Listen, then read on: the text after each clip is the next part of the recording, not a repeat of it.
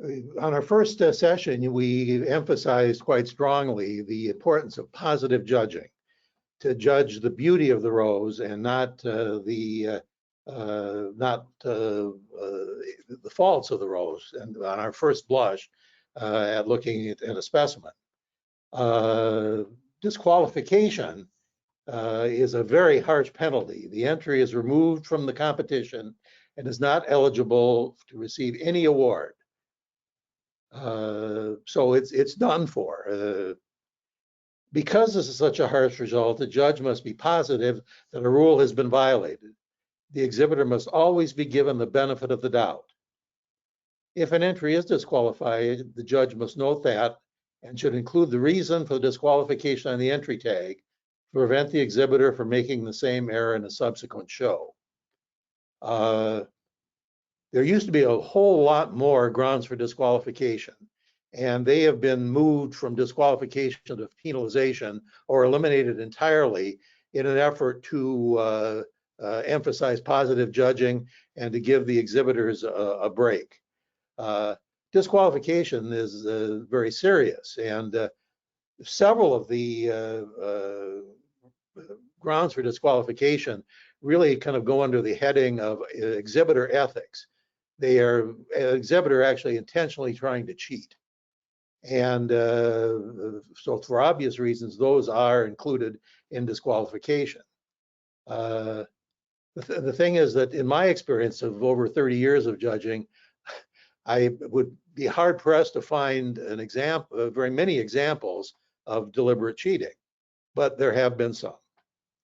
The first ground for disqualification is the addition of a foreign substance, which is applied to enhance the beauty of an entry. Examples of that are like leaf polish, cooking oil used to make the leaves shine, green paint or green ink to cover up defects in the foliage, replacement of lost petals. There's the apocryphal story of the exhibitor who was showing a single hybrid tea, 5-petaled, who is just as about as he was about to enter, one of the petals fell off. So because it looked like it was probably a blue ribbon entry, he picked up a tube of glue and glued the petal back in, took it up and entered it, and it looked just great. The only problem was that before judging, the other 4 petals fell off, and the one that was still on had the glob of glue and was disqualified for having a foreign substance. Natural substances on the that are on the entry, such as spray residue,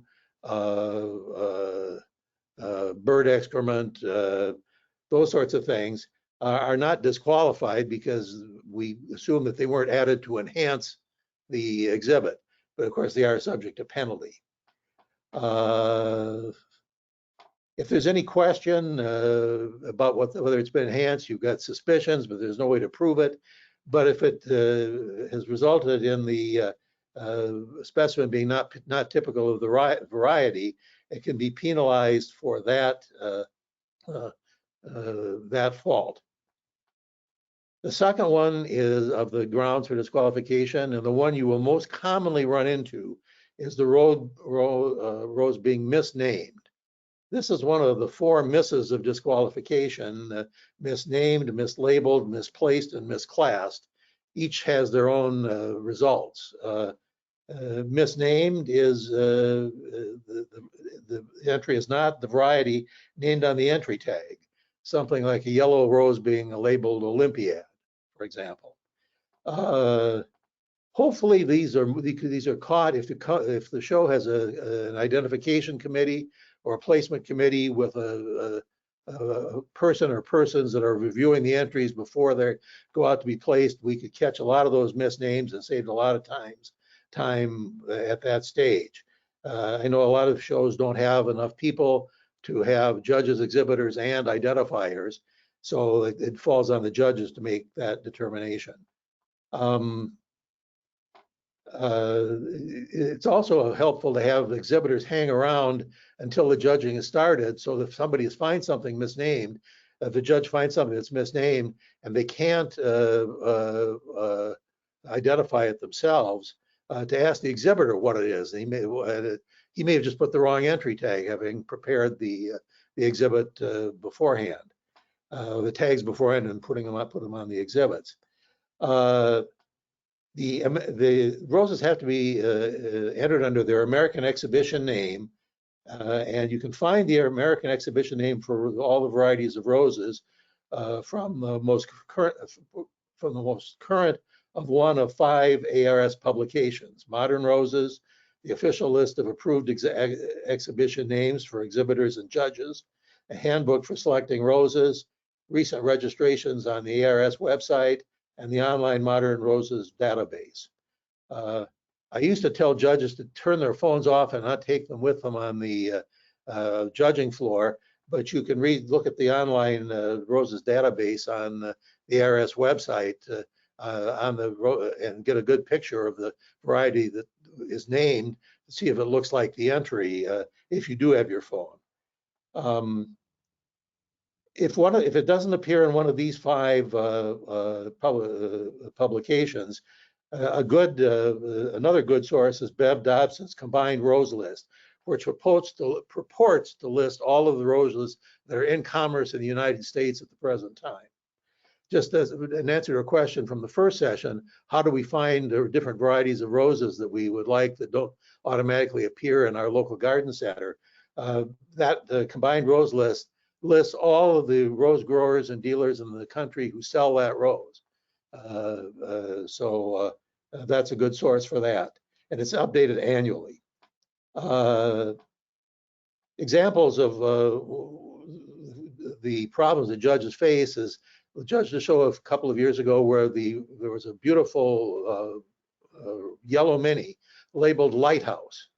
Beautiful. None of the judges had seen it before, but all of them really agreed that it was good, but none of them could figure out, and we looked at all of the ARS publications, and at that point, Lighthouse did not appear anywhere. And we were all puzzled, and so one of the people at the table that was preparing the certificates and grabbed Bev Dobson's Combined Rose List, looked it up, looked under Lighthouse, and there it was. Lighthouse is an alternative or synonym for the Lighthouse. That rose went on to be to the court, to mini court, and wasn't disqualified from being misnamed because we were able to find it that way. One of my favorite roses is an apricot blend called Sunstruck, but it has a synonym of Sunstrike. We've had quite often in the past the problems with the Floribunda, which is alternatively known as Nicole, Hannah Gordon, and Tabriz, which some people strongly say is 3 different roses, and other people say it's an alternative name for one rose. Another good rose that is Henry Wheatcroft. It's a rather small hybrid tea, and its name is Caribia, a synonym. Why do we have synonyms? Well, the hybridizer may have called it one thing in the U.S. and another thing in Europe.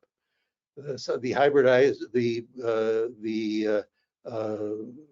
wholesale company that grew the rose may have mislabeled it and set it with the wrong tag to the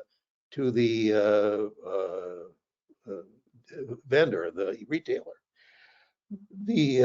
But whatever the reason, you need to find the name of the rose.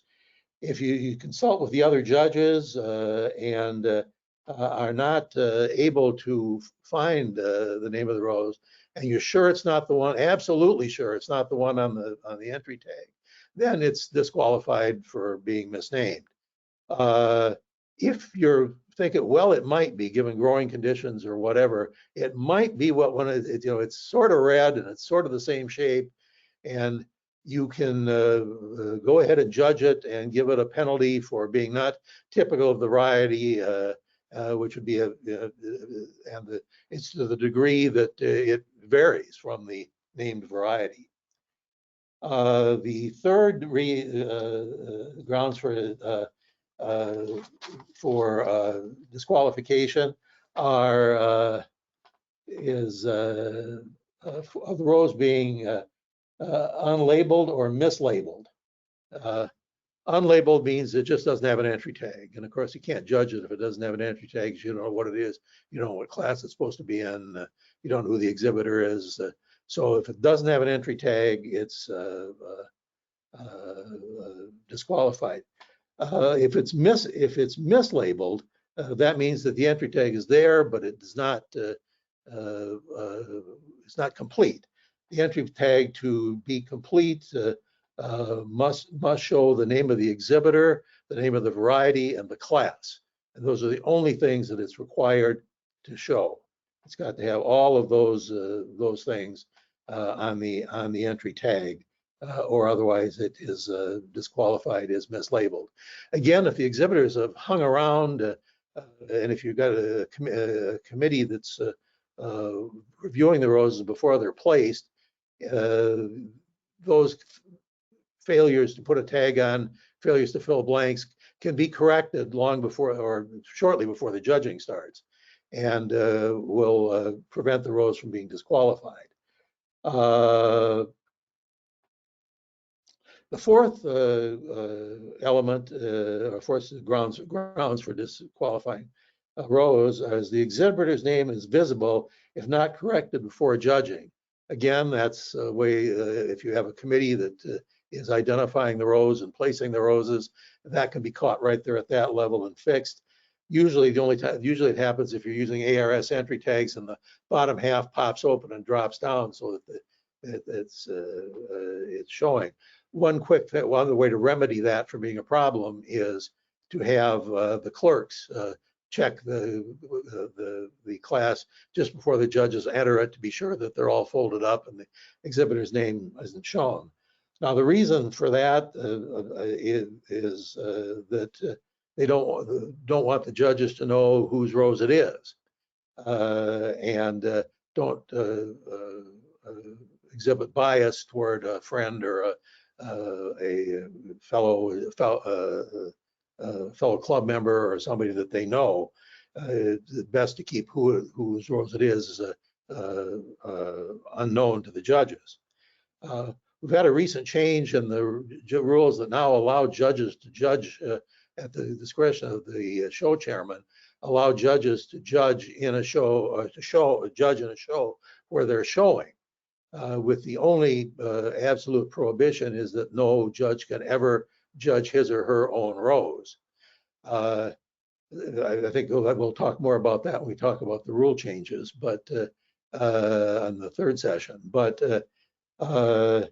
so there are a number of ways to make that happen. Like the judge who comes up to a class and he or she has entered a rose in that class, to have that judge just step back and not judge that rose, let the other class members judge it. Of course, that seems a little bit silly because now the judge has just identified whose rose it is, which we're trying to prevent with rule number 4 by saying the exhibitor's name is not visible. That rule is brand new and we'll see how that works out. But it just seems to be a little bit of an inconsistency in the rules at this point, or in the motives behind the rules. The fifth reason, disqualification grounds, and the fifth and the sixth are both, again, we're in the area of exhibitor ethics. These are not places where the exhibitor has made a mistake, or these are places where the exhibitor is intentionally doing something. So number 5 is the rose is not grown outdoors. A little hard for the judge to detect that. So it's mainly a warning and a prohibition that is supposed to be followed by judges on their honor, or by exhibitors on their honor. But the only way a judge will ever know that is somebody tattles on the exhibitor that knows them. The sixth ground for disqualification is that the rose was not grown by the exhibitor. I think was put in there to keep exhibitors from buying roses or picking roses from the public rose gardens and entering them as their own. Again, it's very hard for judges to determine that. Florist roses differ in very many ways. The typical florist rose from the roses that are sold in commerce, and it's sometimes easy to spot a florist rose if it's in there. But once again, here you have to rely on the exhibitors to not be violating those particular rules.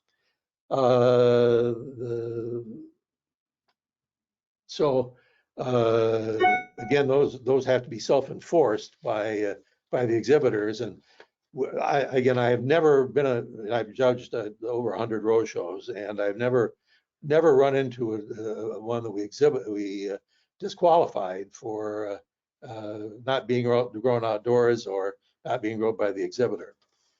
The seventh grounds for disqualification is a violation of permissible show rules. Now, our shows, each show used to always have a whole bunch of rules for entry, all of which could be designated in their schedule as grounds for disqualification. That led to lots of confusion, and also led to lots of more disqualification grounds that we needed. So we've specifically limited now the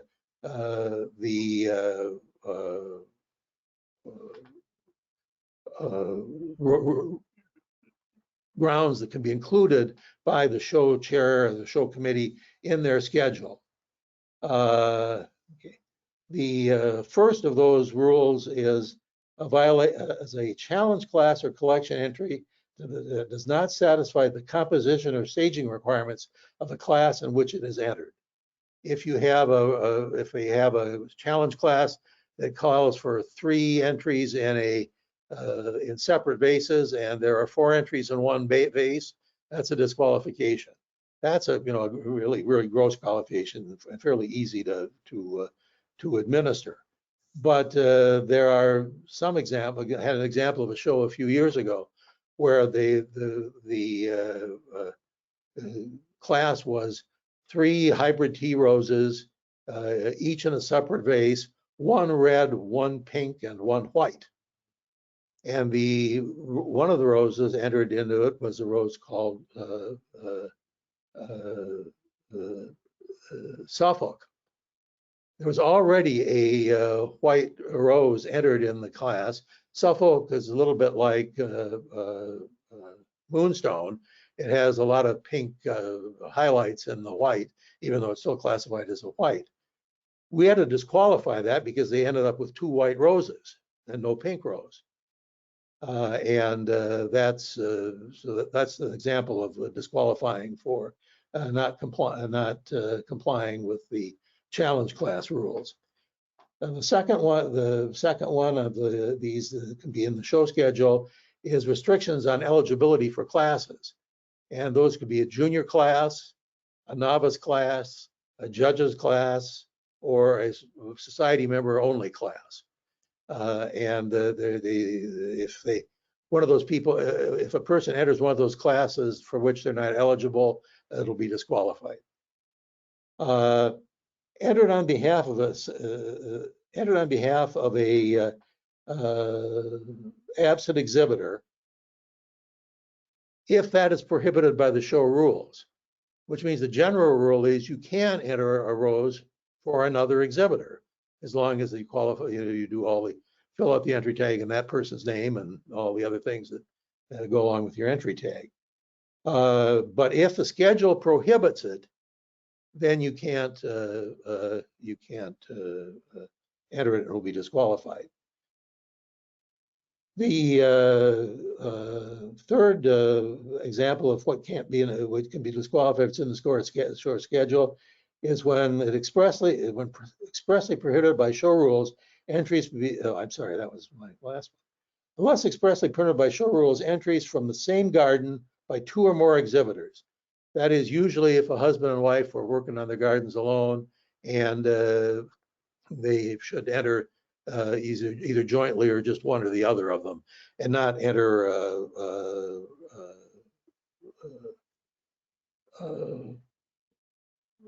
roses from 2 from the same garden. Next one is unless expressly permitted by show rules, entries from the same garden. Expressly prohibited by the show rules, multiple entries of the same variety by the same exhibitor in the same class. Now, we've had a recent change in the rules that really, in an attempt to encourage more entries and more good entries in each class, to allow judges to allow exhibitors to enter 2 or more entries in the same class, which varieties in the same class. That meant you could, if you had growing veterans honor, you could enter 3 in the hybrid tea class, a single bloom class. That one was a little bit more controversial. That one of the judges were controversial, and so the committee decided to make that again at the discretion of the show chair or show committee. So you, as a judge, you've got to read the show schedule to find these things, and the show chair or the show schedule can prohibit multiple entries. But the general rule now is if the show schedule is silent, then they are allowed and encouraged. The last one of the grounds for disqualification, and it's interesting because the guidelines list 7 grounds, and there's an 8th one buried in here, and that is if the rose is misclassed, and to quote the guidelines, it is not practicable to move the entry. There's no definition in the guidelines of practicable. So I think what it means is probably inconvenient. And it's an entry where a judge, an entry where the class has already been judged and moved to the head table, and it would be a real nightmare to go back and judge the class if this were moved to the proper class.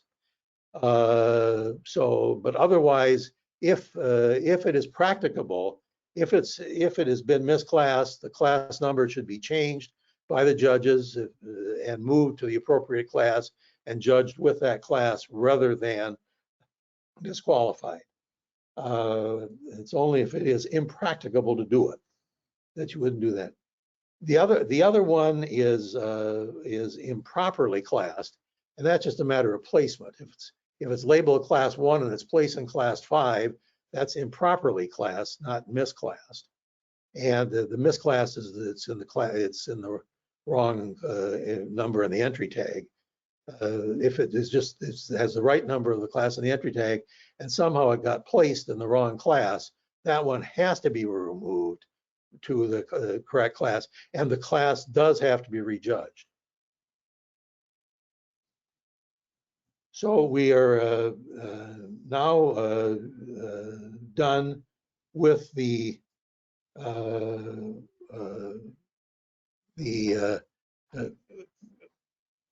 grounds for disqualification, and moving on to penalization.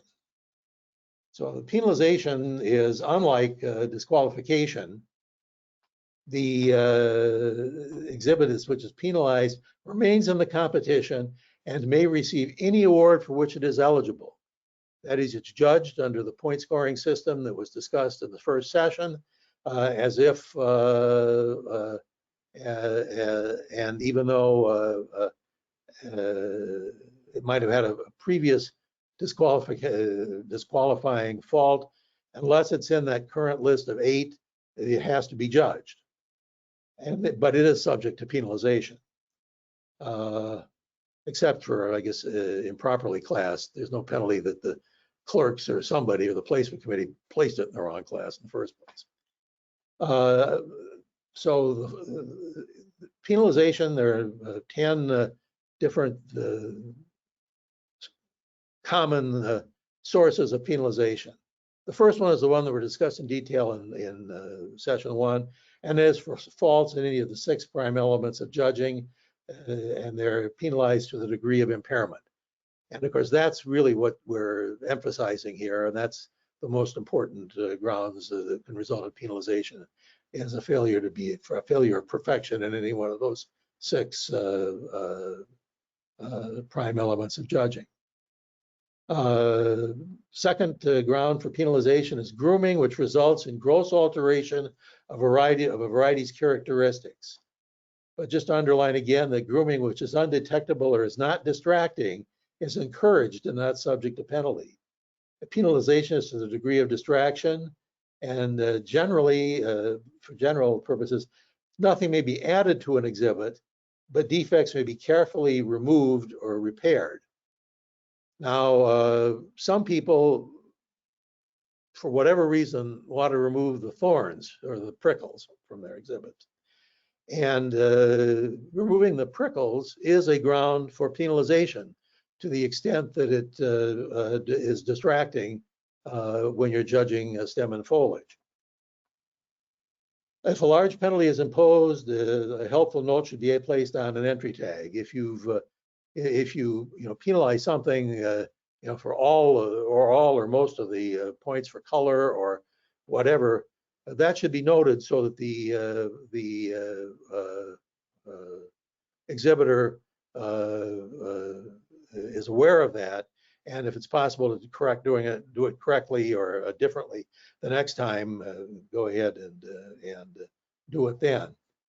Stem on stem, that's a stem with a bloom growing on it that has its origin at the leaf axil of another stem, I think the original purpose for banning it was to try to encourage people to grow their roses with long, straight, and show their roses with long, straight stems. And almost always happens here, stem on stem, that the one stem goes off from the other. So it's not a long, straight stem. Sometimes it was a game for the exhibitors to try to figure out how to hide the stem on stem. If they stick it below the lip of the vase and cover it up with their wedging, they could gain a couple of inches of length on their stem. The rules have been changed now so that nothing that's below the lip of the vase can count in judging, so that's not a problem anymore for stem on stem. But I've had shows where exhibitors have intentionally entered a stem on stem rose, or even in one case, a show chairman has entered a rose with a stem on stem to test the judges, to see if they're paying attention, to see if they catch it. It's maybe a good thing that they were trying to keep the judges awake and the judges knew that. However, that's not the purpose of the show. The purpose of the show is to judge the exhibitor's roses and to spend your time doing that. So stem on stem is not no longer disqualification. It is an element of stem and foliage, and may be penalized to the degree of its distraction, but never disqualified. Had an example at a show last summer, a small show where there was a hybrid tea entry of Mr. Caleb, which most of you know is a very fine exhibition red rose. And the bloom was absolutely exquisite under all of the elements of judging dealing with the bloom. But in picking up the rose and looking at it, it was on actually a very short stem of a stem on stem that was covered from view when you viewed it from the top, when you viewed it from the side, but only if you viewed it from the bottom was it stem on stem. But it clearly was stem on stem. The judges had considerable discussion about what to do with that. How big a penalty was that? Because the penalization standards now, and there was a small show, so there weren't a lot of blue ribbons. And the penalization rules say that the bloom must remain it can be penalized, but must remain in competition and receive any award for which it is eligible. So we got right down to it where there was this Mr. Caleb and there was another Rose. The other Rose was very good on all things. It just probably wasn't quite open enough that you would usually see on the Queen of the show. But otherwise, it was quite nice. And the judges were divided 2-1 on whether it should be the king of the show, because that was what we thought it was entitled to, or should the other one. And the vote came out 2-1 that the penalization for stem on stem was severe enough that it ought to be the king rather than the queen of the show, because it did receive an award for which it was eligible, absent the stem on stem. Side buds. That's always been until this the changes 5 years ago, has always been a disqualification in the certain one bloom per stem categories. Now it is only penalization to the degree of distraction. If you've got a side bud or side buds that kind of stick out horizontally from the side, they're almost always a fairly substantial distraction when you're viewing the bloom from either from the bud or from the side. If they're tight into the bloom, they may distort the form of the bloom by impinging on it and squeezing it in. So there is a possibility of for penalization for the side buds. I think since the rules have changed, I haven't seen anybody enter in the shows I've judged a hybrid tea one bloom per stem with side buds. The other problem, if you remove the side buds, of course, is that they leave just budding scars, which are originally kind of green or white and aren't very distracting. But if they're old or if they're long, they are distracting. So one hint for grooming is to be sure that if the rose has been disbudded some time ago, to go back and check those disbudding scars and freshen them up by cutting them back, and so that they're fresh and not distracting because of a dark or unusual color. As I mentioned before, wedging materials, anything is now permitted. It is no longer a ground for penalization unless it appears above the lip of the vase, in which case, if it's distracting, then it can be penalized. Non-conforming entry tags. It would be wonderful if everybody in every show used entry tags. And the shows in our district, the show committee provides the entry tags in all the shows, so it's no problem of anything different than an ARS entry tag. I understand some districts that's not the case, but evidently when the rules were changed 5 years ago, nothing about an entry tag other than it not having the proper information on it was a grounds for penalization or disqualification. Evidently, some examples have now popped up where somebody is using yellow crepe paper or red note cards or whatever as their entry tags. So the committee decided that it was important to say that if the entry tags are so different that they're distracting or majorly distracting, then they can be penalized in the stem and foliage area. No, I'm sorry, in the balance and proportion area, the 10 points on balance and proportion, they can be penalized as a distraction. Again, most of the judging I've done up in the districts in the northern part of the country, the committees have always used ARS entry tags, so that hasn't been a problem, but evidently it's perceived that it has been somewhere else. We used to have a provision in the rules that it was inserted 5 years ago, saying that leaf cutter bee damage on the foliage could not be penalized in judging stem and foliage. The whole idea of that evidently was to discourage spraying pollinators. And since in the springtime, leaf cutter bees cut those little semicircular cuts out of the leaves of the specimen, the rule was inserted that could not be penalized. And that would certainly stop people from spraying for leafcutter bees. Evidently, there were some fairly horrible examples of leafcutter bee damage entered, which prompted the committee to remove that exception. And now leafcutter bee damage can be penalized to the extent of its distraction.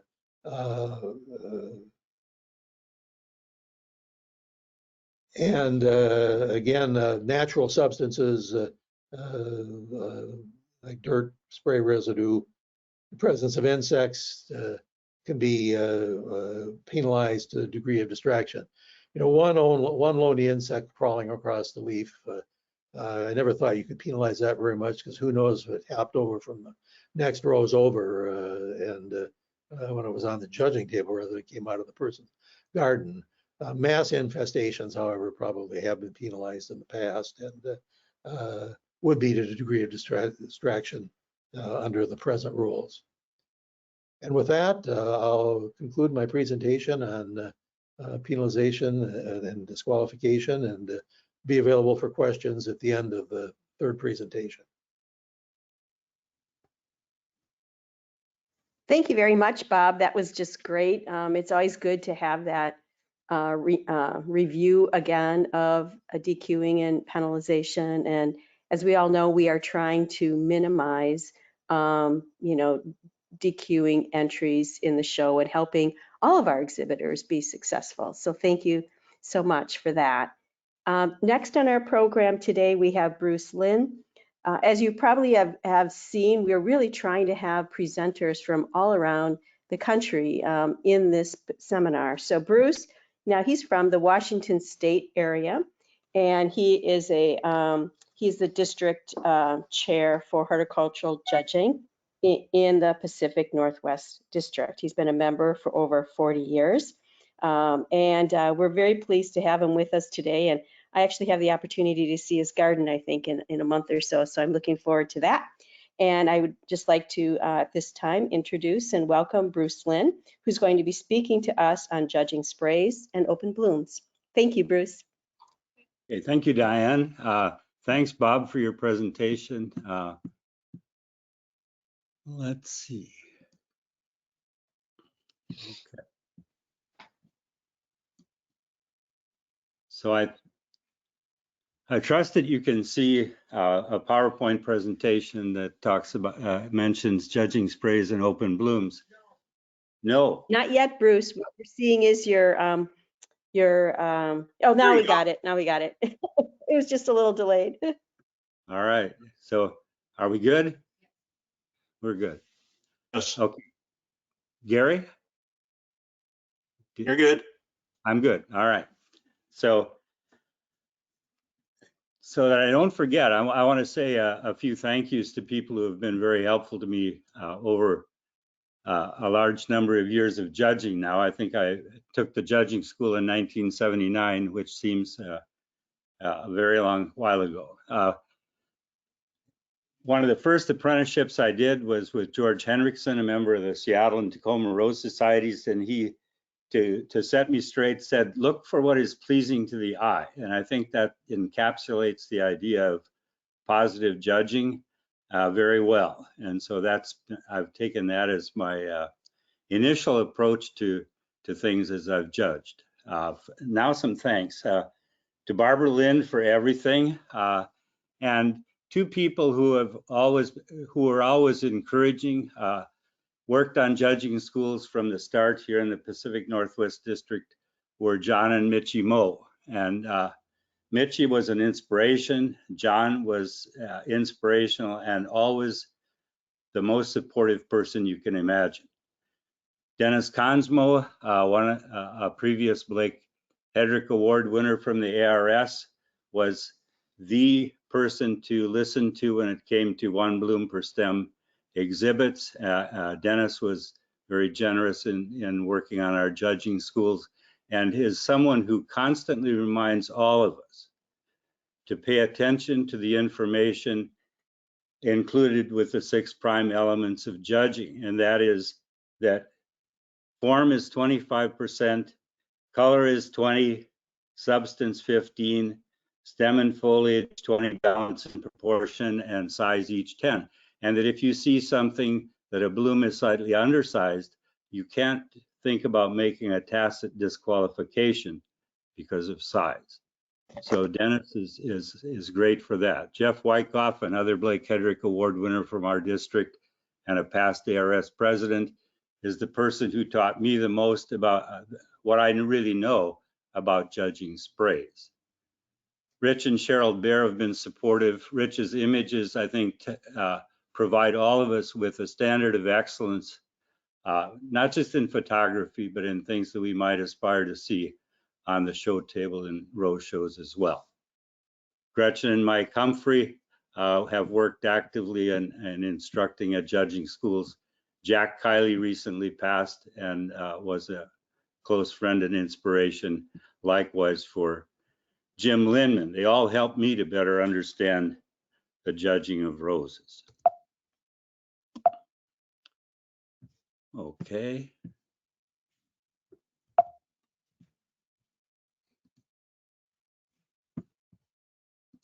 Got it.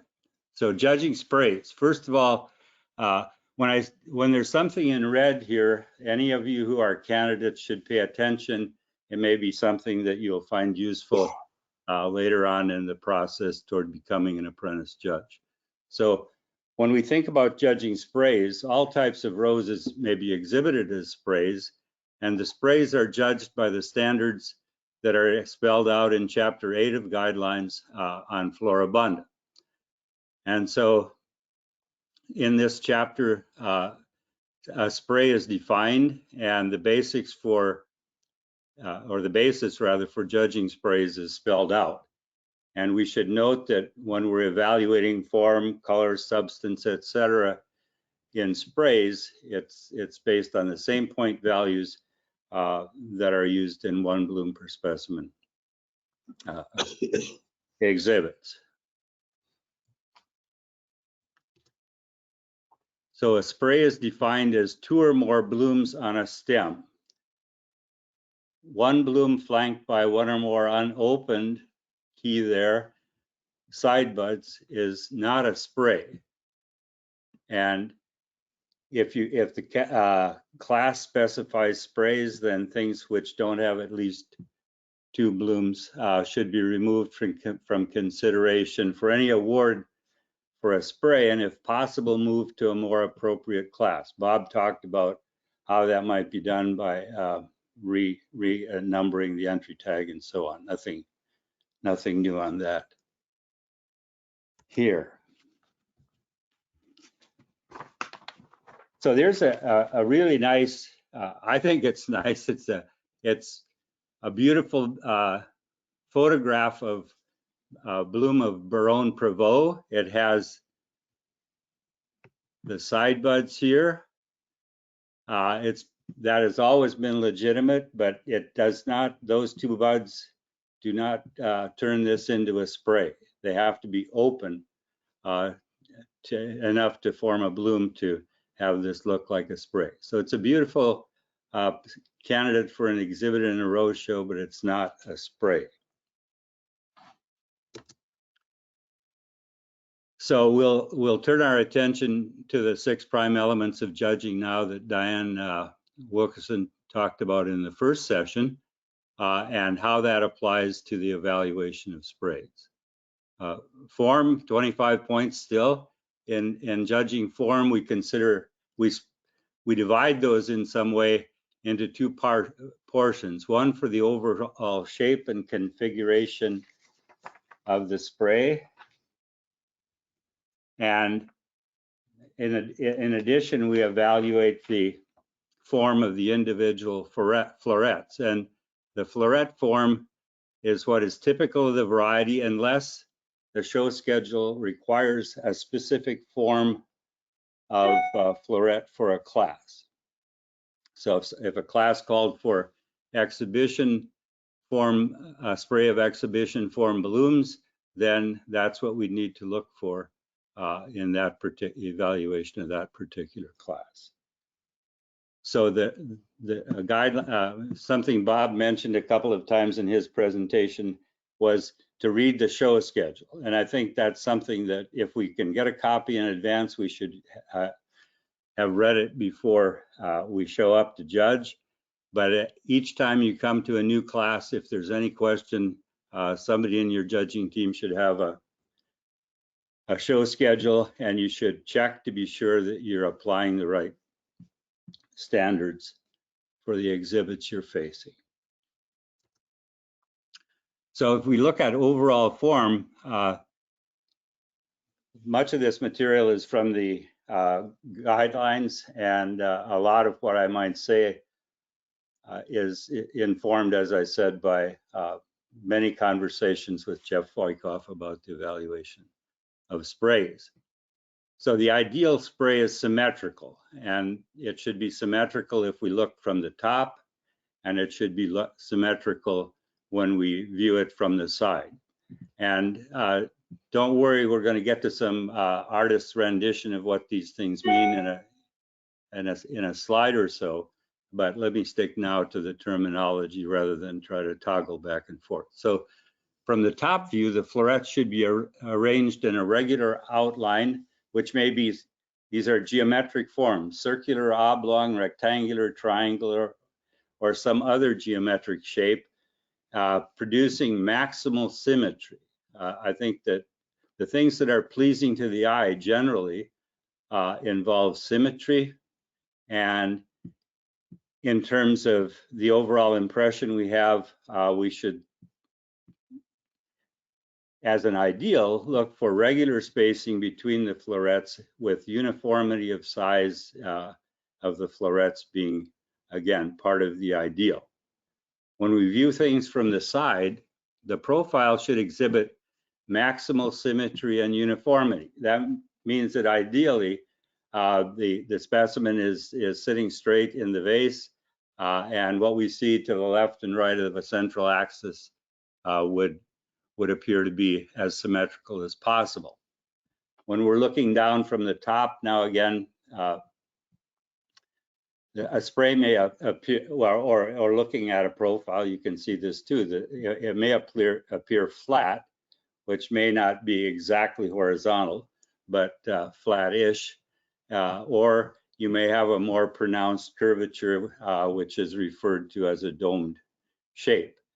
And here again, neither of these styles is to be preferred one over the other when you're evaluating specimens. This is, it won't be a direct quote from Jeff Wyckoff, but it strongly, in my recollection, reflects things that he has shared. The florets in the spray should be fresh and have to fully open. And that very much depends on the variety, what is the best. Buds showing color and even green buds are okay if they add to this continuity, this unity of the spray. From the top, we again look for this an arrangement of the florets in a coherent geometric fashion without gaps or irregular spaces. The side view symmetrical, and as you look at the crest, a smooth appearance. And a phrase from Jeff is all elements staying in contact to form a unified whole. So here's one of the diagrams from guidelines, and it allows us to see in a top-down view of a good spray. It's in this circular outline. There will be places where the specimen doesn't touch that circular outline, but generally the best is if these gaps are more or less symmetrically located and similar in size.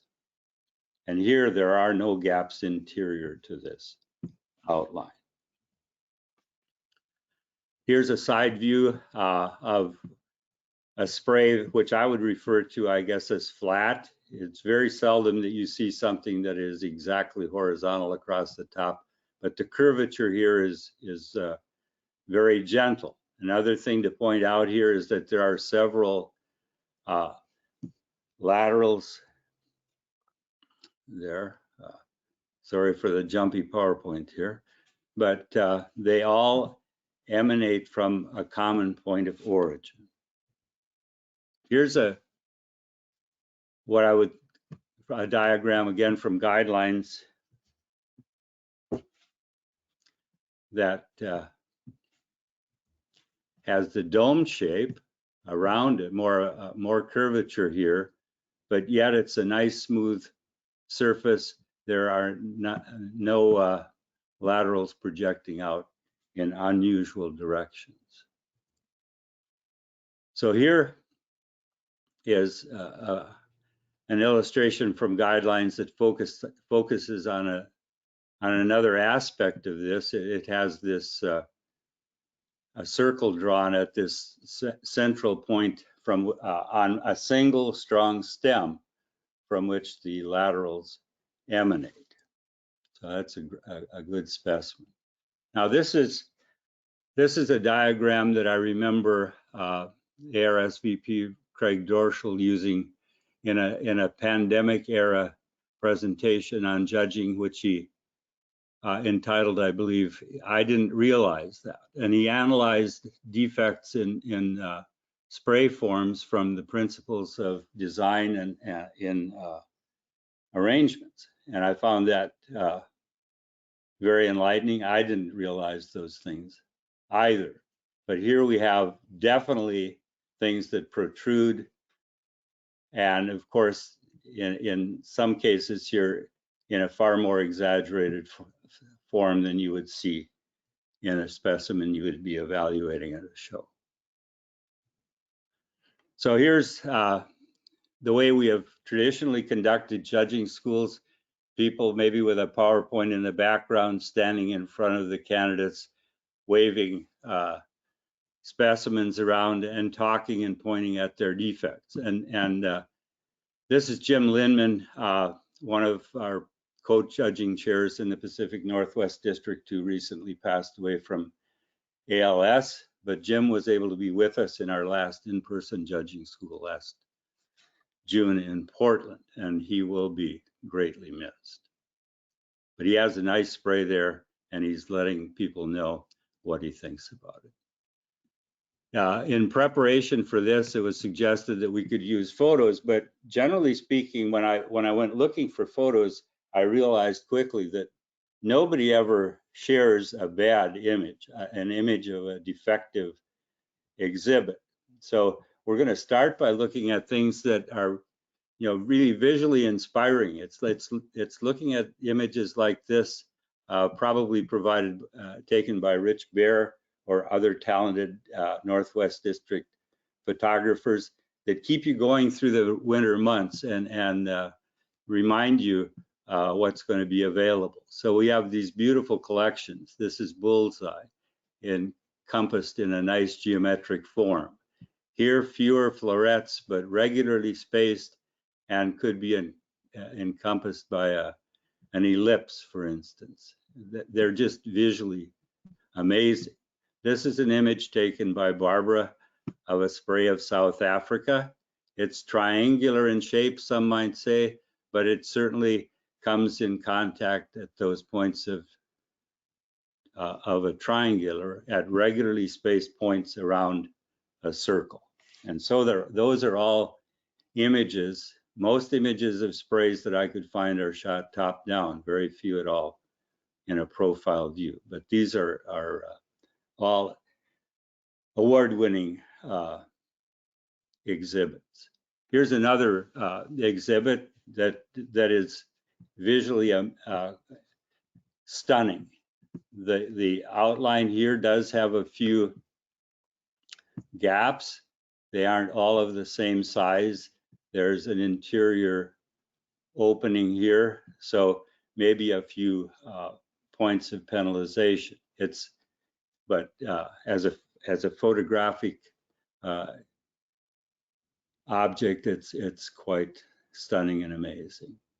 So the only image I had that showed sprays of all different qualities was a shot I took at that last judging school last June of the table where candidates were to walk through and discuss and evaluate some sprays. And so this is for candidates here that you will be presented with a collection of sprays on a table. I think the number called for on the exam papers from ARS was 5, and you'll be asked to rate them, assign ribbons if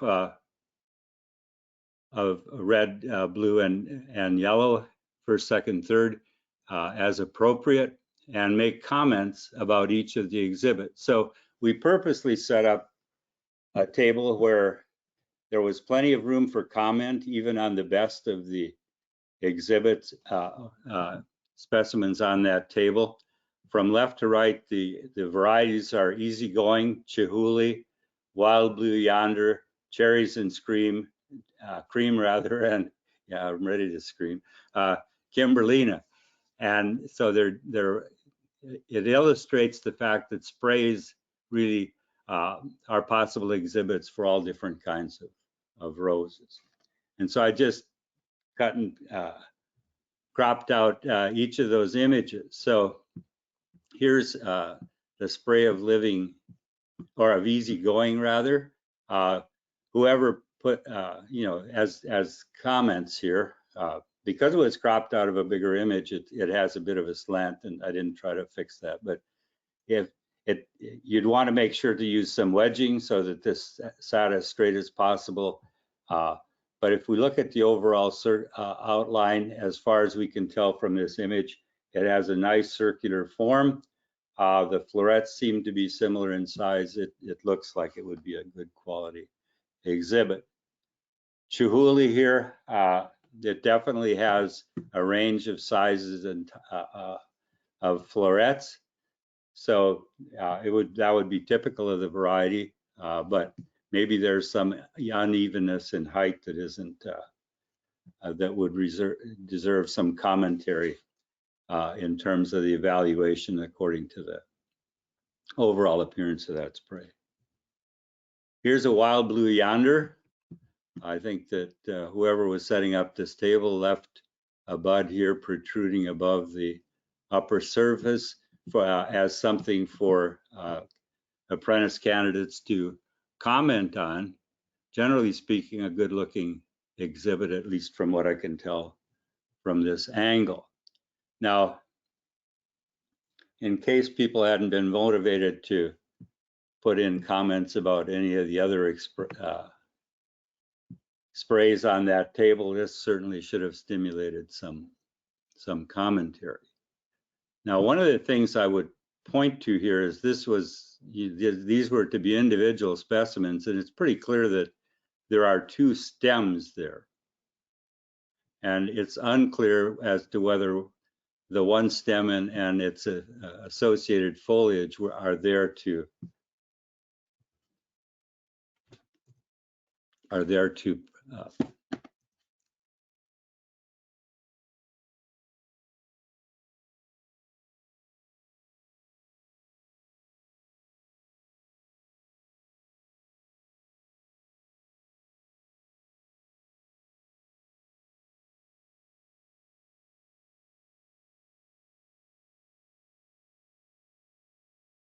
Are you there, Bruce? Looks like Bruce is froze.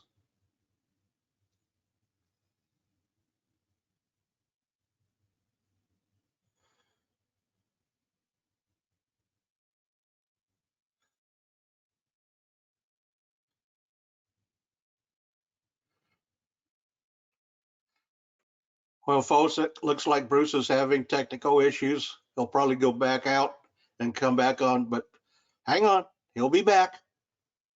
Thank you, Gary. And do we need to, oh, let's see, took off his photo. Let's see if that helps. Or we need to call him.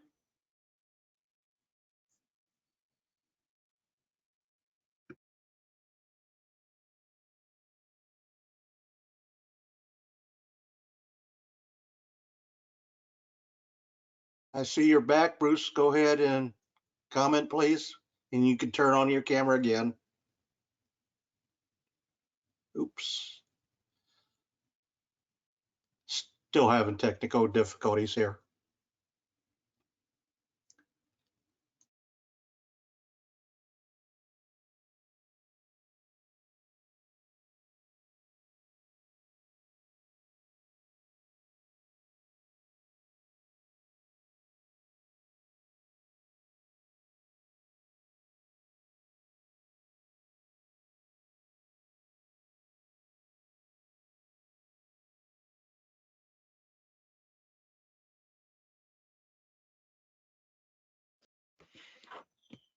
So we'll take just a brief break while we while we get Bruce back on.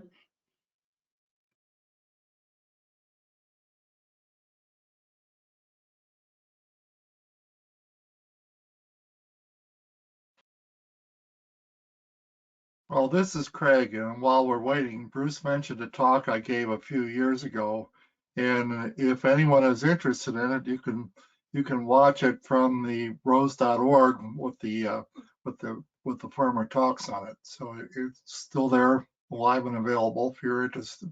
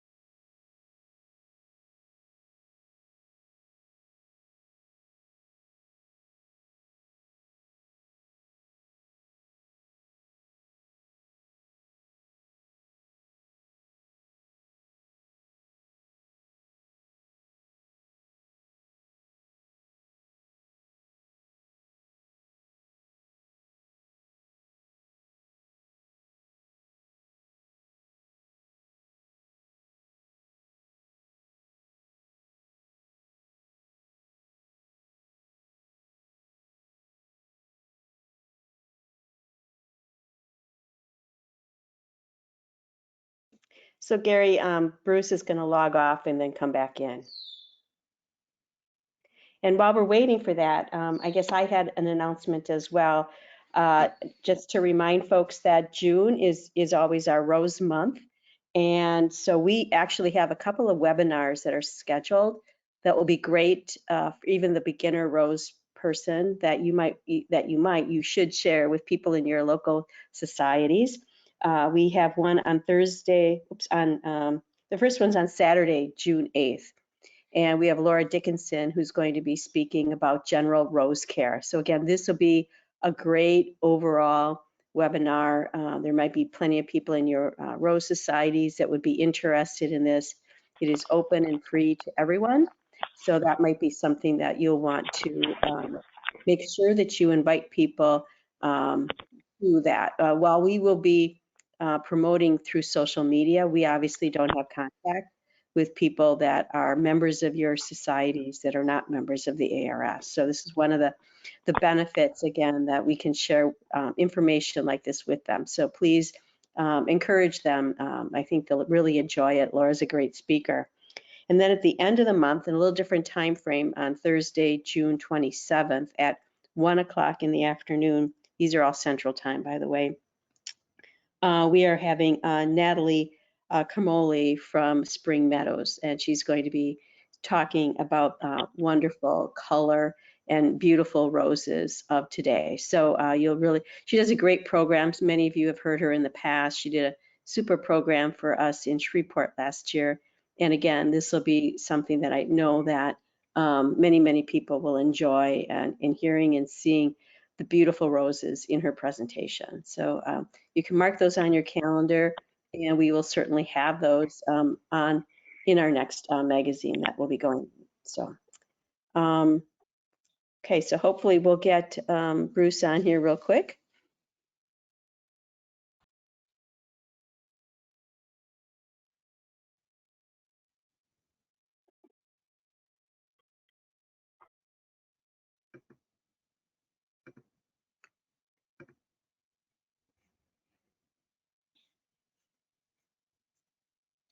I don't see him on yet.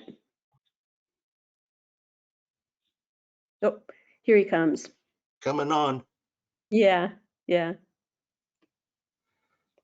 You know, once you start using technology, you just always assume it should always work, right? But we know we all have these little bumps along the way. So appreciate everyone's patience as we bring Bruce back on.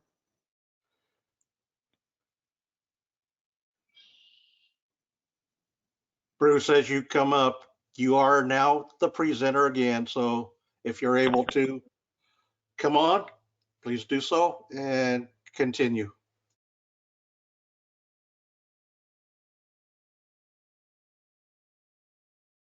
You might be on mute, Bruce, because we cannot hear you.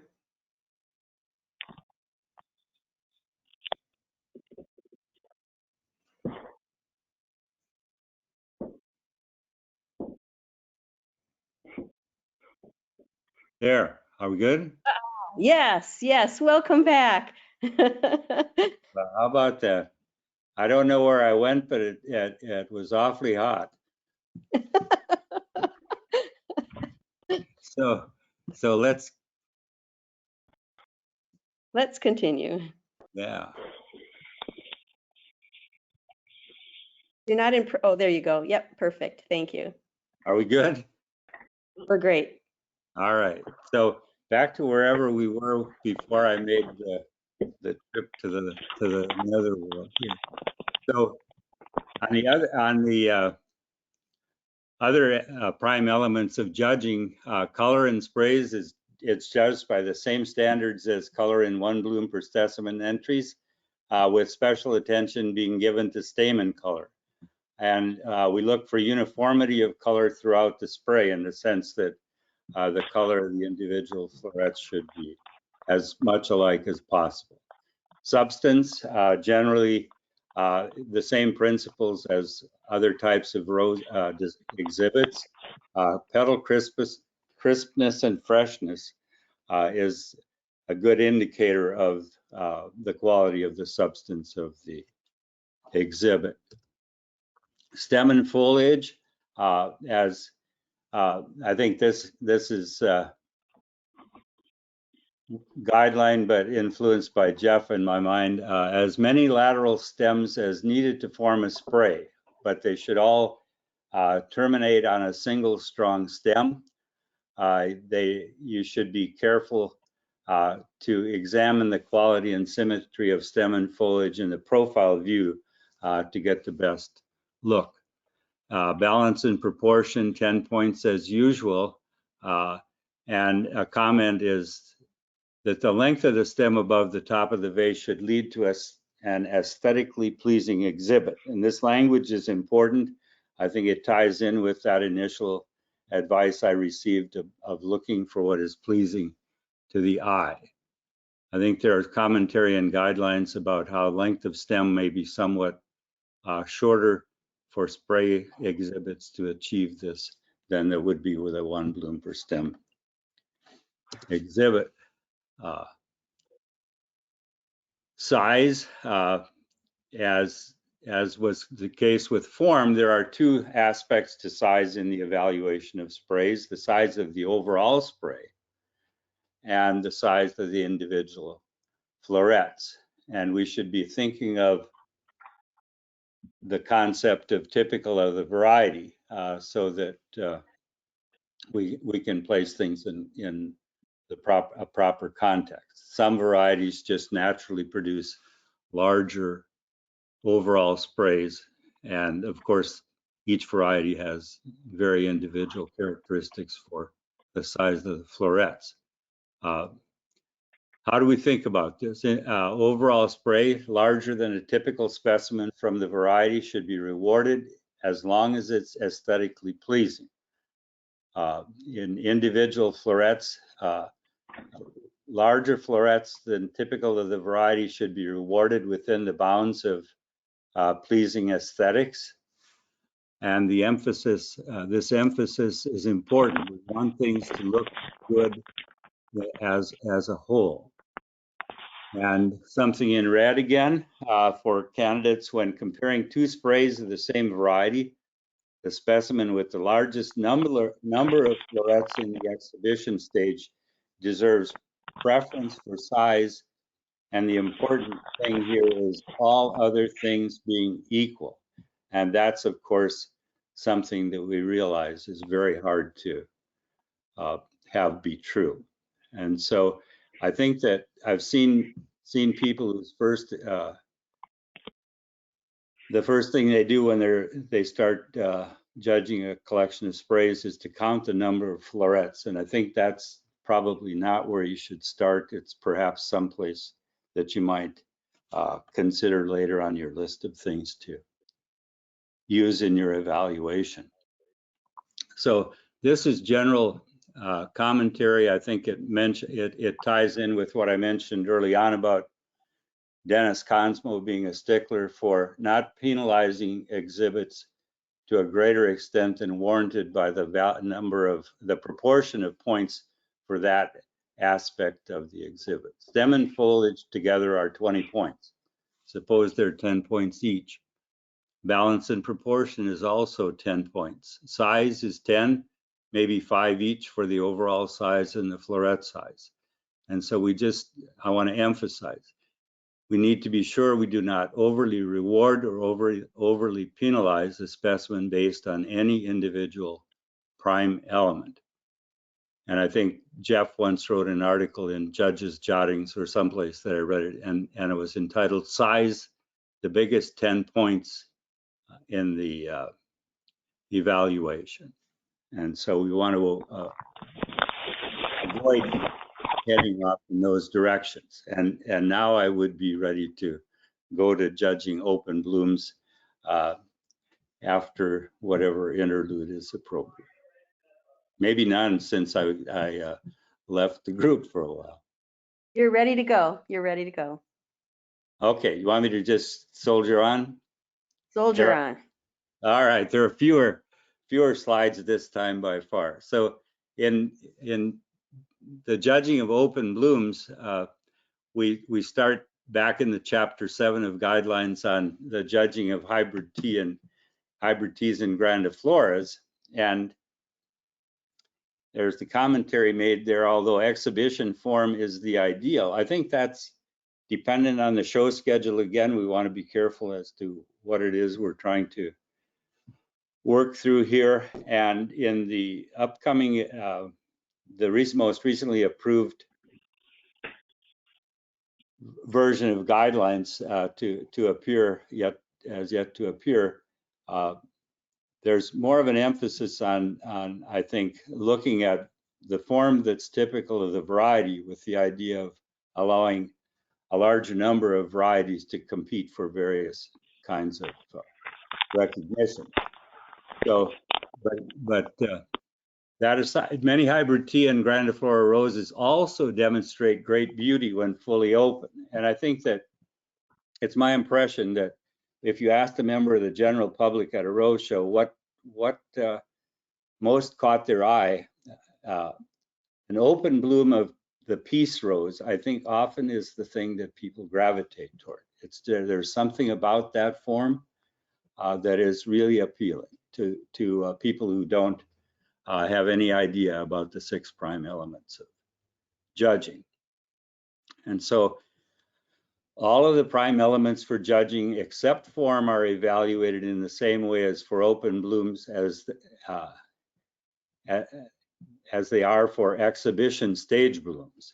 And in some cases, the exhibition stage may be the open form, but generally we're often thinking about other more forms with more petals when we're judging this class. And the statement here that the open bloom should be open yet still fresh with bright fresh stamens, this is the ideal, and it really does, in some sense, give a greater opportunity for varieties that have fewer petals. But we want to look for the same symmetry of the petals with a circular or regular outline, but with the stamens exposed. And it's always, as an exhibitor and also as a judge, how do we look at the idea of the petaloids, the immature and incompletely formed petals on the interior of the bloom? They might actually, in the eyes of some, be an enhancement. For others, they might be a distraction and detract from the beauty of the specimen. Exhibitors, of course, as Bob mentioned earlier, are free to remove things from an exhibit, but not add. But if the petaloids are removed, it should be done skillfully without leaving any remnants, and it shouldn't overall adversely affect the symmetry of the open bloom. So we want to be vigilant there and look carefully at what are stamens and what might be remnants of petaloid. The ideal form, it goes on to say in guidelines, is all or most of the petals lying on a horizontal plane, but still fresh with good substance and bright, fresh stamens exposed. And then there's some commentary there about what exhibitors might have done to sort of tunnel out a specimen with a larger number of petals and thereby not having this flat plane in the exhibit, and you would penalize for that in form if you had decided to penalize at all. And in Chapter 8 of the guidelines on judging floribundas, it says the open bloom floribundas are judged by the same standards as hybrid teas, and then has a special commentary that for varieties that have the open form as their exhibition stage, then they should be exhibited, if it's available, in the 1 bloom per stem floribunda class, not in the open floribunda class. And many show schedules have special classes for single roses that do not allow single roses in other classes. So you just have to be careful that you read the schedule for the show you're evaluating and do what's appropriate based on the class description. So now we'll turn to more visually appealing things here. This is an open specimen of Midas Touch, a hybrid tea. You can see that the stamens are bright and fresh. The petals all look like they're fresh and crisp, good substance. It has a very nice circular form. Definitely a candidate for, would appear to be a strong contender for a blue ribbon, and perhaps more if there are trophies available. Beautiful. This is an open specimen of Over the Moon. The symmetry in the center of the bloom is a little less regular, the outline in the center of the bloom is a little less regular, with the possibility of a petaloid intruding here. The overall outline of the bloom is a nice circular form, regular, from what we can tell from this image. The color looks reasonably true. And when we look at the edges of the petals, even though the stamens are nice and bright yellow, it may be that there's a slight penalization due for loss of substance. It's a great looking specimen. Now, unfortunately, none of these specimens are things that we can look at from the side view. I wasn't able to find any that portrayed that. So it's hard to tell just how, in quotes, flat and horizontal these petals lie.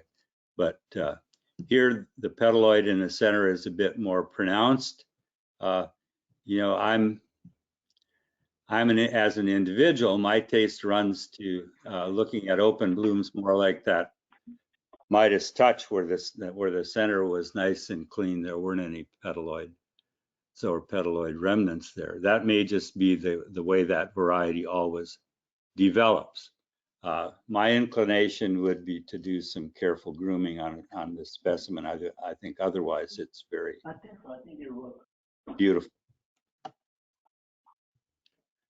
This is a Floribunda. It's definitely an open bloom. The variety is Glenda Marie. It's a sportive that I think it's a sportive that Rose Bob mentioned that goes by many names, Nicole and Hannah Gordon and Debris. Discovered in the garden of John Sitton here at PNW, stalwart exhibitor and judge. And its exhibition form is open, and so it shouldn't be competing in the open bloom class. It should be competing in the one bloom per stems class for Floribundas. Here's another stunning open bloom, but again, Gray Seward, the miniature, its exhibition stage is open. In many show schedules, there'll be a separate category for single miniatures, and this would definitely be something from the bloom, it looks like, as a candidate for a ribbon and an award, but it's not something that would be allowed in very many show schedules to compete in the open bloom variety. Here's a couple, whoopsie. Side-by-side specimens of Maurice Ducrot again. One definitely would have probably few penalties to be extracted based on the nature of the bloom here in terms of the six of the elements of prime elements that apply to the bloom. We can't tell so much about the stem and foliage. Here's one where it's open, it's showing its age. There's been a loss of substance, a loss of color, which always go together. If you have a loss of substance, you almost always should assume there's penalty to be extracted in the color category as well. So I'm ready to turn over the reins here to the next presenter, and I just want to show you what things look like. We get a lot of beautiful sunsets in the Pacific Northwest, and this is just one taken from our garden on a September sunset in 2022. So with that, I would thank you for your attention and turn things back to the hosts and presenters. Thank you very much, Bruce. And that sunset picture was just lovely, lovely. Okay, so we're on to the fourth topic for today, which is in judging the challenge classes. And we're so fortunate to have Satish Prabhu back with us. Satish actually talked a lot about this at our judging seminar last September. I think most people know Satish and his expertise that comes in all forms, I think, of not only showing roses, but of course growing roses, because you got to start to grow them before you can show them. He is, a top award winner at our national challenge classes, and we've all learned so much from Satish. He's just great and willing to share his information, and so we're very fortunate to have him back. So thank you, Satish. I'll let you take it away. Can you hear me? Yes, we can. Okay, so I'm going to use my telephone for speaking and the screen. Can you see my screen now? Yes, we can. Yes, we can. Okay. All right, good. So judging challenge classes and collections is a very important topic and my favorite topic too, because challenge classes is what I mostly tend to compete in when I go to the national shows.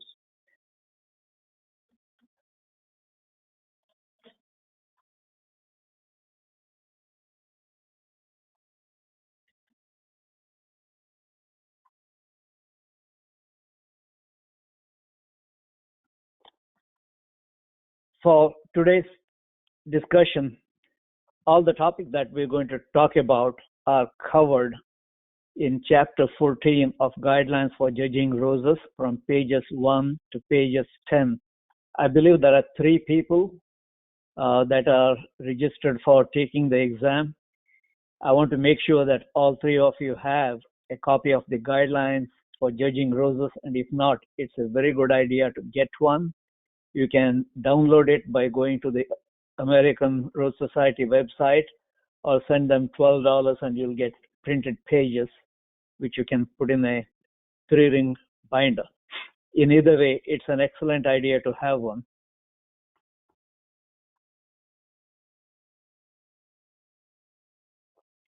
I want to give credit to certain people before I forget.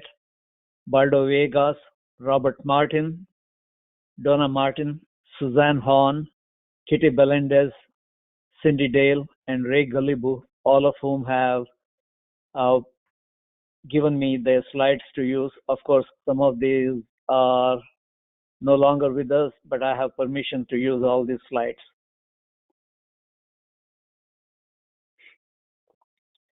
Special acknowledgement also goes to Bruce Monroe and Robert Martin, both of whom did a lot of work on the Guidelines for Judging Roses over the years.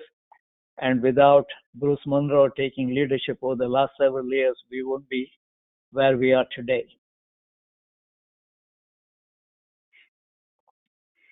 Now, challenge class is supposed to be usually a challenge to the exhibitors, but I've seen occasionally the judges may feel the assignment quite challenging too.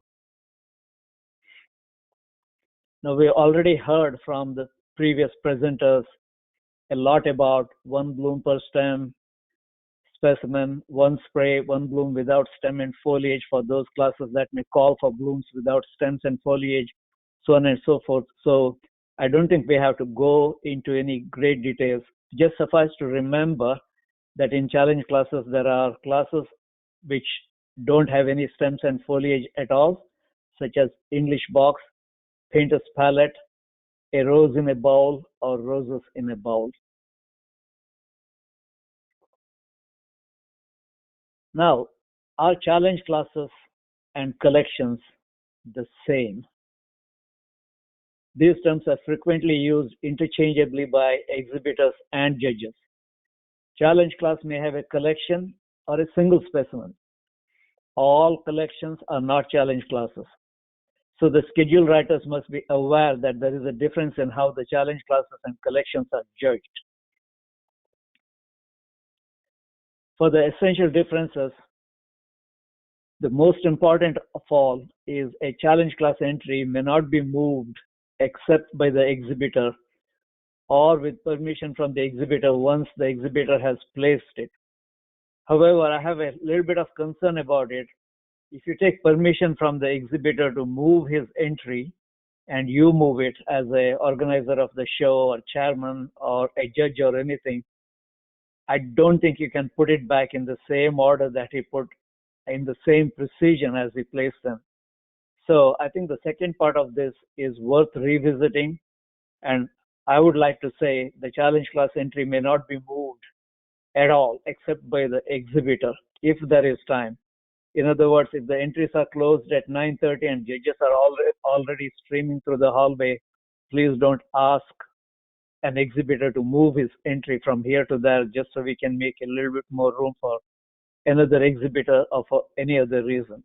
Once placed, it should not be moved because it takes a lot of time and effort to stage each of these entries. The judge should be aware whether an entry is a challenge class or not, because a collection that is not a challenge class may have been moved by someone other than the exhibitor. Therefore, it must be judged on horticultural excellence alone In other words, the overall appearance for arranging that will not be of such a strong consideration because somebody else may have moved it. A collection has 2 or more blooms. So the judges must read the schedule very carefully. This section sets forth standards for judging challenge classes, but the judges may encounter challenge classes not listed here. But by applying the prime elements of judging and the guidelines we are covering here, the judges should have no problems judging the challenge classes properly. When in doubt, clarify with the show committee. What we're talking about is if you're not sure if this is a challenge class or if this is a collection or certain things that the schedule calls for in an exhibit, if there is doubt, we can always check with the show committee or the show chairman. Now there is supposed to be a challenge class scorecard. Here, horticultural excellence commands 80% of the total points and overall appearance commands another 20 points. The overall appearance includes, where applicable, the uniformity in size, the degree of opening, the form of blooms, like some blooms may be high pointed center, tall looking from the side, some blooms may be flattened, so on and so forth. Uniformity in the form is of very, very high importance. So is uniformity in stem length and staging.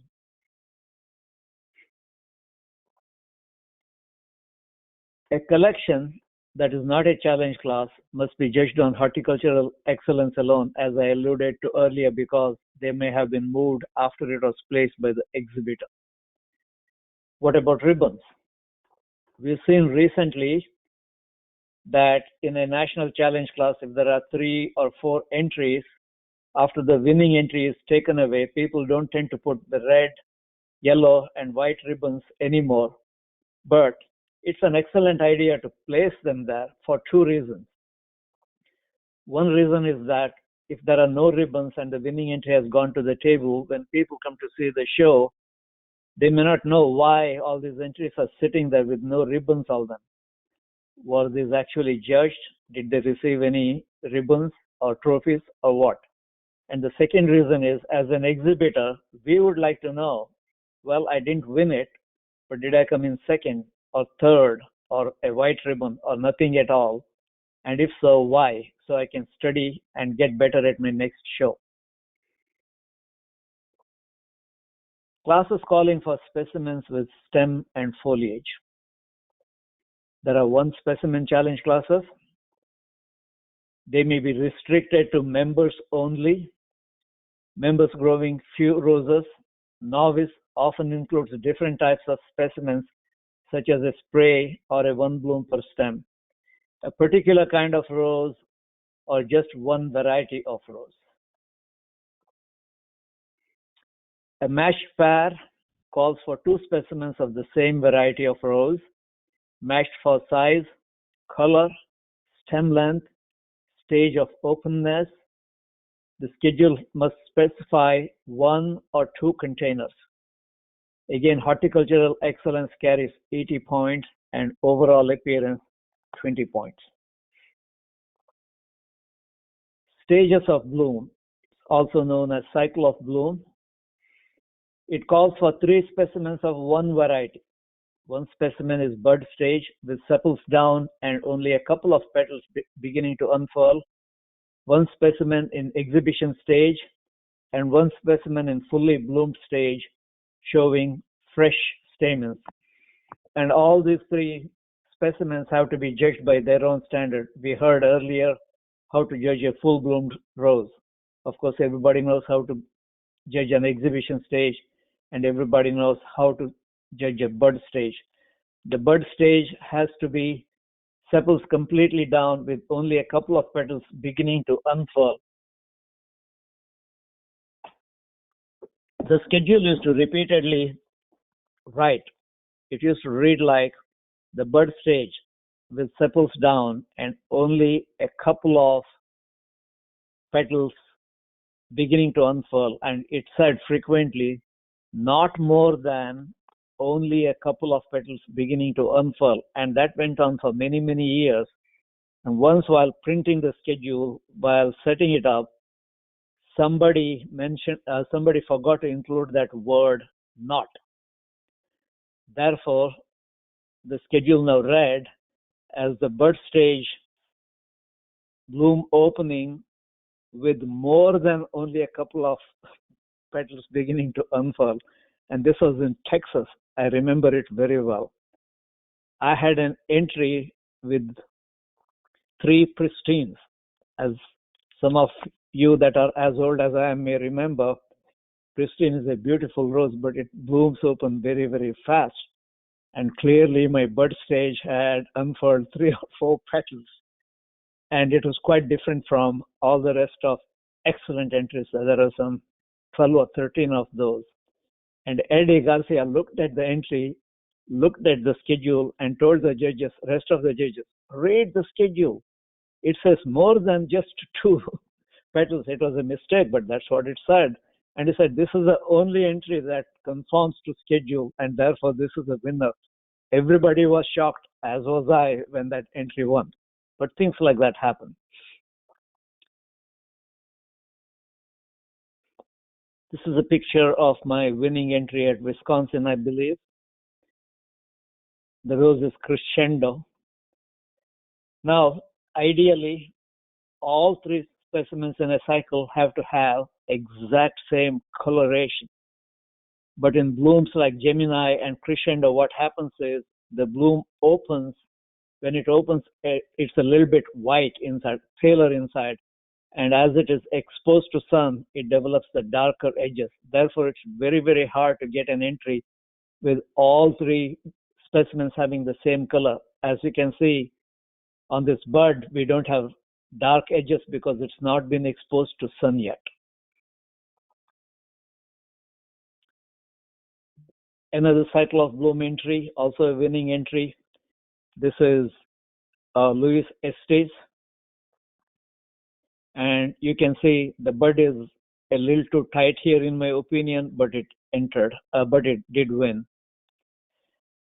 This is Let Freedom Ring, another good entry, but say how tight this exhibition stage is. If I were the judge, I would not give it a blue ribbon because this is too tight for a exhibition specimen. Again, this one in a national challenge class entry was mine. Class is calling for multiple specimens in individual containers. Examples are National and District Horace McFarland. The Nicholson Bowl calls for 9 hybrid teas, 1 in each individual container, hybrid teas, all at the same possible openness stage and all matching sizes, so on and so forth, and with a good color blend. Joseph J. Kern, this calls for 5 old garden rose specimens, 1 bloom per stem or spray. Anne Riley calls for 5 1 bloom per stem floribundas. Alan Kirk, we saw that already. And Ralph Moore is for 9 miniatures, 1 bloom per stem, all in individual containers. And Bernardella at the All Mini Show, 7 miniatures at exhibition stage. And Griffith Buck is for 3 specimens of shrub roses. Multiple specimens in individual containers, unless mandated by the schedule, the entry may be staged in any formation of the exhibitor's choice. This affords an exhibitor an opportunity to show his staging talents. The judges determine the overall appearance, whether it is good, bad, or indifferent. A long time ago, we didn't have this choice. We used to show a lot of entries on one table. For example, if it was Horace McFarland, we were allowed to show them in one row like a soldier style. Tallest rows in the back, shortest rows in the front, one single file. So every 10 inches to 12 inches, we could put an entry and there would be 3, 4, 5, 6 or more entries like that. But one of the problems was the shorter judges could not see the pointed centers of the taller roses in the back. Sometime later, some exhibitors who are exemplary arrangers came up with this idea that we should give them an opportunity to show their arrangement skills. So even if their roses are not as good horticulturally, they may win. And this has been working well. Everybody seems to like the change.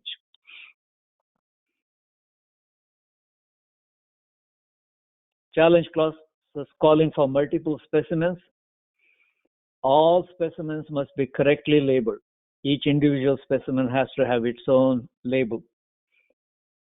And on the big challenge clause card, all specimens must be listed. All specimens listed must be present in the exhibit too. If you can understand what I mean, somebody might have entered 10 names on the card, but there might be only 9 varieties with 2 specimens of one. So we have to double check it both this way and that way. Check for both these elements, because if either is not present, then the exhibit is disqualified because it is mislabeled. A triad. You say a lot of these. It may call for 3 hybrid teas, a grandiflora, open bloom, 1 bloom per specimen or a spray, a floribunda spray. It may call for 1 container or 3 individual containers. Classes for specimens without stems. Some schedules may allow or require the presence of a leaf. And that's pretty strange. It may allow foliage, or some might say you have to show a leaf. And then one exemption here, or one exception here, is that if you're doing a bloom in a frame, which calls for a foliage, believe it or not, it doesn't have to be the foliage of the same rose. If you have another variety which has outstanding foliage, you can cut that and stick it in.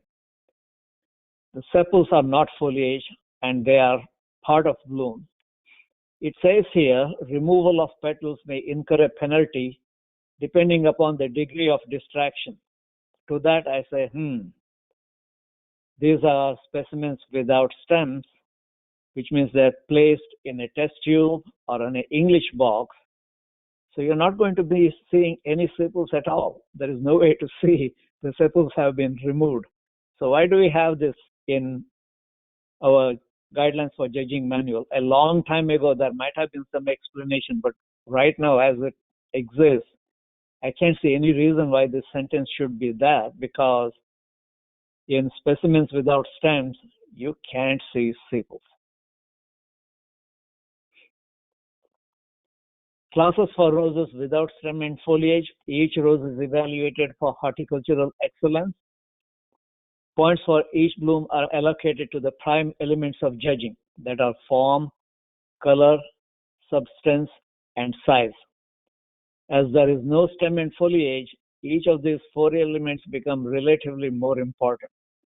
I guess what they're trying to explain here, instead of 30 points, 20 of which are for stem and foliage and 10 for balance and proportion, must now be redistributed to size, form, color, substance.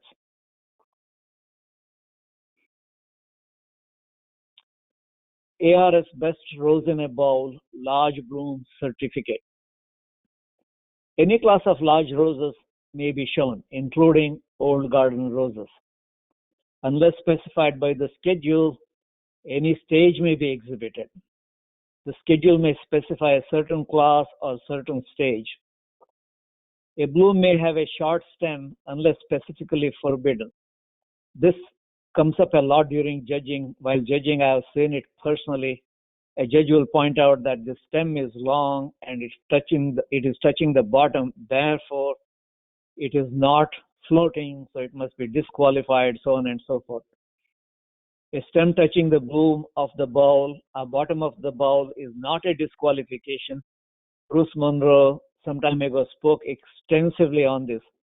And he goes on to say the class description, this is for those people who write the schedule, please don't say floating in water, but say displayed in water. This is a winning entry of a rose called Ultimate Pink. One bloom floating in a bowl. A beautiful entry of Marietta by Kitty Belendez. Only way this could be any more beautiful is if there was a parity between size of the bowl and size of the bloom. This is a relatively large bowl with a small flower. This is Ambridge Rose, again by Kitty Belendez. What about multiple blooms in a bowl? It may call for a specific number of blooms in a bowl containing water. It's judged on matching size, uniformity of stage of openness, and a pleasant color combination, and how well the roses fit in the bowl without looking too overcrowded and the sides jammed into the bowl, so on and so forth. There must be a little bit of space around blooms and between the margin of the bowl and the roses. Rose in a frame typically calls for one bloom in a picture frame. Any bloom in any stage may be used unless the schedule specifies a class and a stage. Mini and mini floras are placed in a separate class than large roses. Foliage is not allowed unless permitted by schedule or calls for it. And I don't know why we should keep saying this again and again in judging manual, because if the foliage is not there and the schedule doesn't call for it, you're okay. So there is really no point in using all these words and verbiage. If foliage is allowed, it is to be displayed below the rose to frame it. Just after saying that, you have a rose here which is beautifully framed by three foliage, three leaves, but this one is on top of the exhibit, which contradicts the previous stage. However, the framing is beautiful. Rose in a frame without foliage, Cindy Dale. Hot Princess, I believe. It's very beautiful. But again, see, if you're going to be nitpicking, if there is another rose with a circular outline, which you talked about earlier presenters talked about. This has a flat bottom and looks like two sides coming in a little bit, a rectangular of some size, some shape. Rose in a frame, this is quite unusual to have a spray called for in the schedule. It is Lava Glute by Kitty Belendez. Now it has been changed to Lava Glow. Again, note that this bud, many judges tend to penalize that because it is considered a green bud before the sepals are down. If there are a lot more than this, definitely it will be a lot more detracting and it will be penalized quite heavily. High-low in a frame, a large and a small rose are shown separately in the same frame. Same four elements are evaluated for 80 points, 20 for overall appearance. English boxes typically have 2 rows of 3 blooms each. This is what the guideline says. By convention, I think it has been established that there are 3 rows of 2 roses each. If you can understand what I mean, if you see an English box, typically you see 3 pairs, 2 on the top, the next pair in the middle, and another pair at the bottom. And you never have 3 roses of one variety on left side and 3 roses of another variety on the right side. So it is not really 2 rows of 3 blooms each. But guidelines says that, but that doesn't seem to be an issue when the judges judge it. Nobody has ever discussed it during judging actively. It's quite common to see pairs of 3 varieties. Rare to see 3 roses of 2 varieties. Sometimes 6 different varieties may be there. Sometimes all may be same varieties. Unless the schedule specifies it, it's all okay. While most boxes call for 6 blooms, there are variations to have 9, 12, or more roses. 9 roses used to be called an American box. Here are a couple of examples. English box HT, St. Patrick, Miss Kitty exhibited this and won it. As you can see, she's really an outstanding exhibitor. If any of these roses were going by themselves individually or in a challenge class, she would have removed this petal here and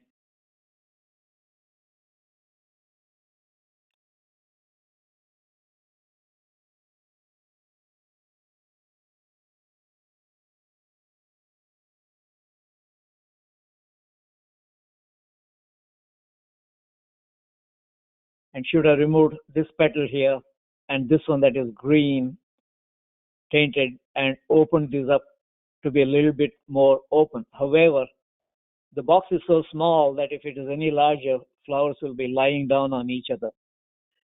So the size of the English box should be appropriate if it is offered for a large HT class, and the the exhibitor also should use proper judgment not to use overly large blooms because they will be squeezing each other out. Here is another excellent example of English box by Cindy Dale, Rose's Hot Princess.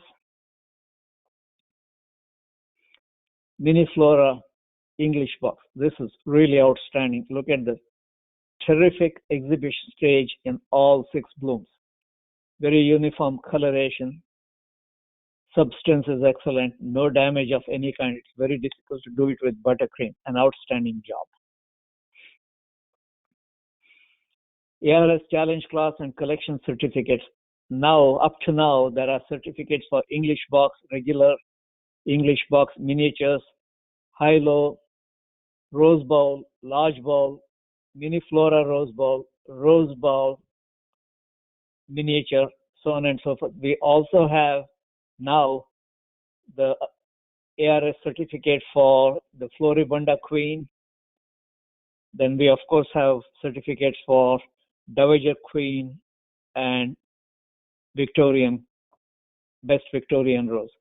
But the American Rose Society from time to time may add additional certificates which are called ARS certificates. Painter's or artist's palette. It may call for 5, 6, or 7 blooms. Any class of roses may be used unless specified in the schedule. Any stage may be used. May permit minis and mini floras in the same box. It may allow only minis or mini floras also. May call for each rose to be of a different color classification. Always read the schedule to make sure an entry conforms to what is called for in the schedule, because sometimes when a judge sees a palette, he is so overcome with the overall beauty of it, they go on to click a blue ribbon and award it the best in class. So the schedule must be read very carefully to make sure they're doing what the schedule is calling for. This is again a palette by Cindy Dale. Hybrid teas here, Louis Estes, Let Freedom Ring, Ring of Fire, Sunny Sundays, and St. Patrick. Another artist palette by Cindy Dale. These are, I think, Floribundas which are open. This one is not quite open. I don't know how this becomes a open palette, but it won. This is a bowl of G. Bennett by me. Winning entry calls for 12 miniatures, at least 6 varieties.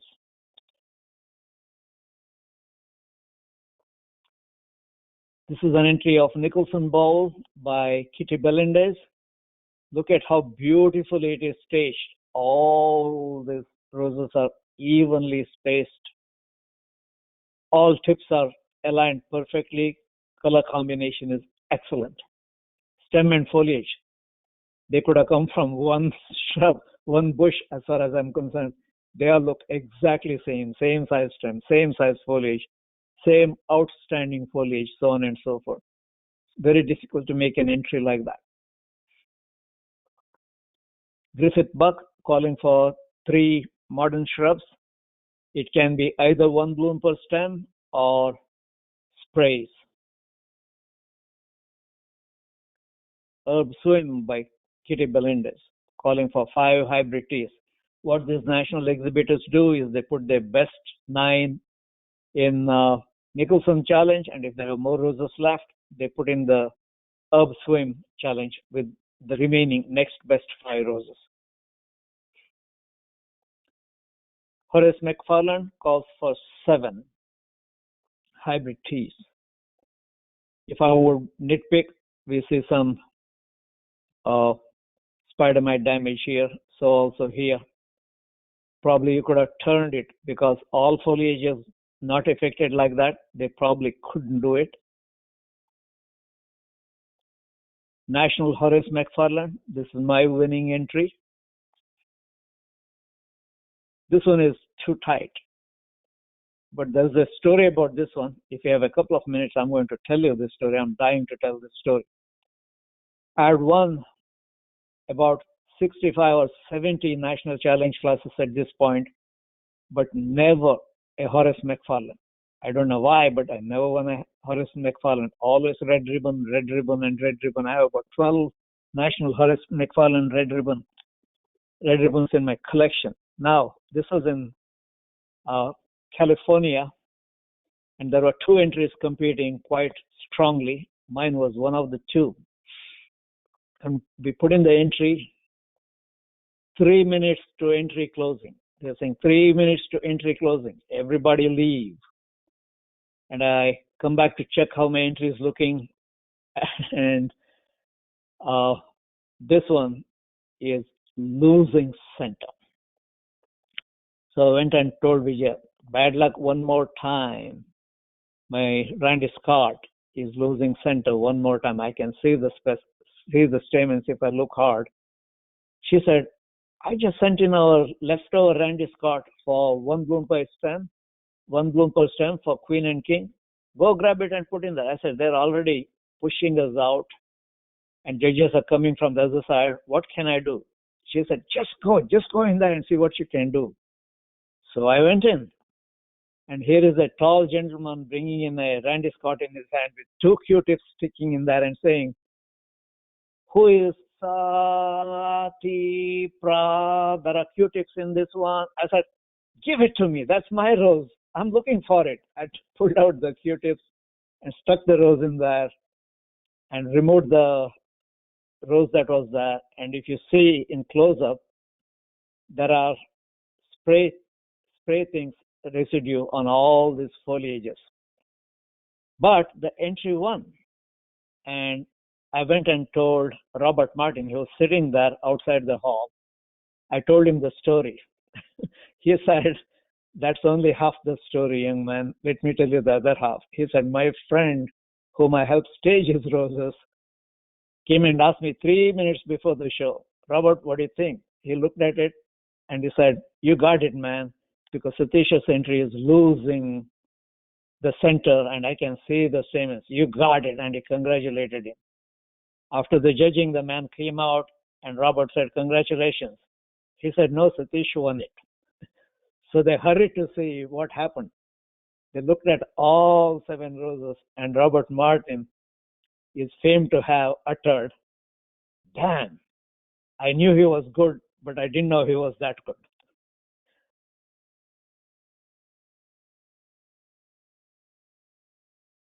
Top Gun Winston-Salem 2013 calls for 9 mini flora roses. This is one of the entries that I'm most proud of because this was my win number 63. That's when I got the first place, beating the 62 people who had 62 national challenge classes. Since then, now I have gone over to 112. And that brings the presentation to a close.